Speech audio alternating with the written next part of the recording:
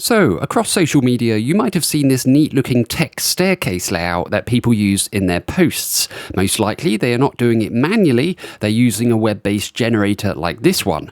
There are different style variations. You've got short to long, long to short, a pyramid, and a chevron. How do we replicate these in Excel using formulas? Here's how. I've got a range of randomly assorted countries of different character lengths in A2 to A21. To have the shortest at the top and the longest at the bottom, use the SORTBY function and reference the values in the first argument. In the second, use len to obtain the character length of each. Close the formula with a couple of brackets, and there we go. For long to short, it's exactly the same formula as before, except we're sorting the character lengths in descending order, so we need a -1 in the optional sort order 1 argument.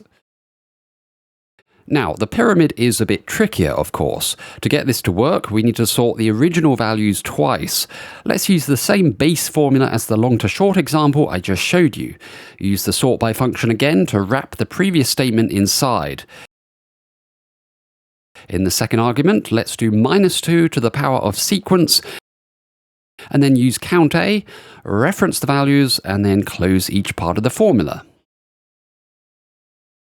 As you can see in the tooltip, what this does is return an array of alternating negative and positive numbers, with the former exponentially decreasing and the latter exponentially increasing.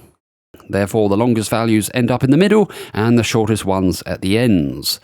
Finally, the chevron requires the same formula as the pyramid with one small change. Let's get rid of the -1 in the nested SORTBY statement because we need ascending order. Now the shortest values end up in the middle and the longest ones at the ends. There we go. I've just shown you 4 creative ways to sort your text values.